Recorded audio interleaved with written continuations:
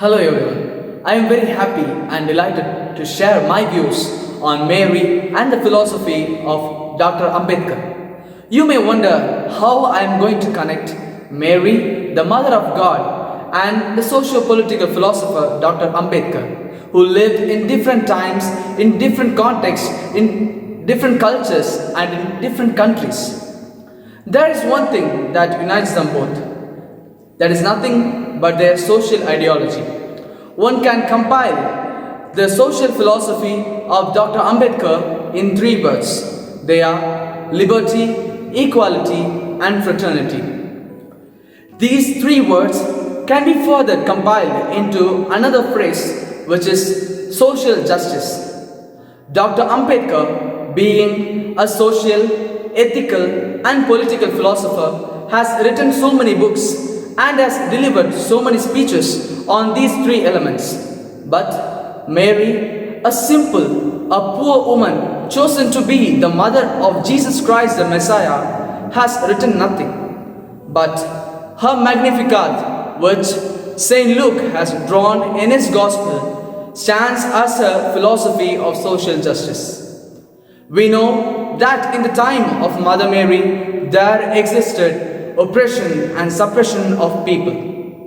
In the Jewish society, women, Samaritans, tax collectors, and all those people who were considered as sinners were considered as people of evil, and they were refused of their basic rights.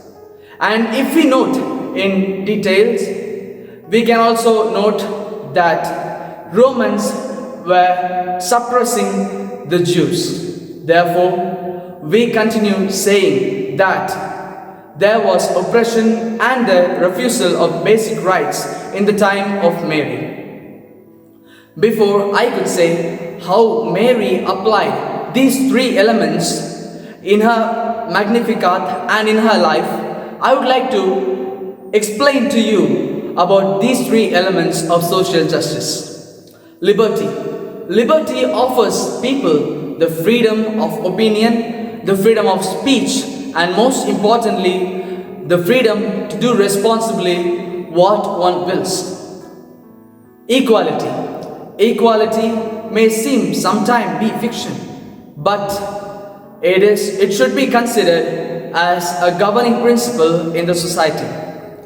And equality gives equal rights to everyone in the society. Fraternity. Fraternity is the disposition of an individual to treat a man as an object of reverence and love. And fraternity is the desire of a man to be in unity with his fellow beings.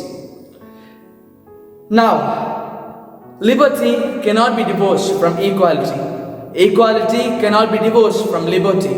And both these elements cannot be divorced from fraternity. Think of a society where liberty is absent and equality is present. And think of a society where equality is absent and liberty is present. And when these 2 elements are absent in the society, there will be no fraternity in the society. And when these 3 elements are absent in the society, there will be a great chaos. Having known this, Mary sings in her Magnificat. He casts down the mighty from their thrones and raises the lowly. By uttering these words, Mary tells that God does not like man having supremacy over other man, and God wishes everyone to be equal. Therefore, God brings down the rich and those in authority and raises the lowly and makes these 2 classes equal. When the lowly is brought equal to the rich, they automatically attain liberty and equality. There will also be fraternity. Thus, this statement of Mary stands as an example of a social justice. In another line of the Magnificat, she sings, His mercy is from age to age on all those who fear Him.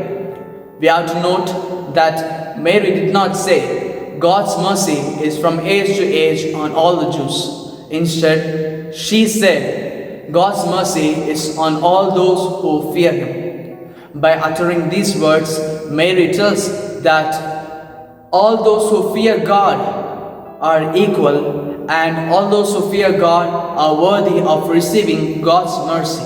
Yes, salvation is not only for the Jews and for the Christians, it is for all. Another example of Mary's social justice can be brought from the miracle at Cana. In the Jewish custom, in the wedding meal, the people who were learned, the rich, and all those people who are considered to be in a high state in the society were served first, and then the poor and all those people whom I have listed out earlier. Mary wanted to help, not only because the family should not be ashamed due to the lack of wine in the wedding meal, but also she wanted to serve the poor as the rest were served. That is why, having foreseen what her son could do, she asked him to perform the miracle at wedding at Cana, even though she knew that his time had not yet come. Dear sons of Mother Mary was a silent social worker. She invites us, the followers of Don Bosco, who are called to be the evangelizers and who are chosen to be the workers of the poor and abandoned, to raise our voices against all those social evils that prevail in the society. Therefore, dear sons of Mother Mary, let us establish liberty, equality and fraternity in the society, which would in turn bring peace and harmony in the society. Mary, help of Christians, pray for us.